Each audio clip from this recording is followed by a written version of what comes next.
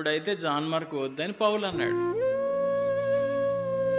అంటే పౌలుతో జర్నీ చెయ్యాలి అనంటే, ఆ యవ్వనస్తుడికి చాలా ఎబిలిటీస్ ఉండాలి. కష్టాలు పడాలి, శ్రమలు భరించాలి, చాలా సార్లు ఎదుర్కోలేని పరిస్థితులు ఎదుర్కోవాలి, తలదించుకోవాల్సొస్తే తలదించుకోవాలి.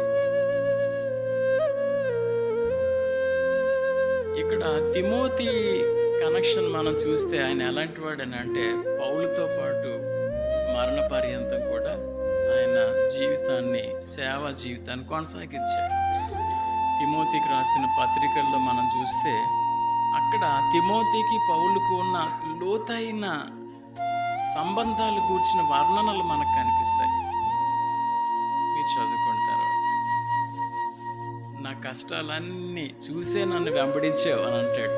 నేనెన్ని బాధలు పడ్డానో అవన్నీ చూస్తూనే నన్ను వెంబడించి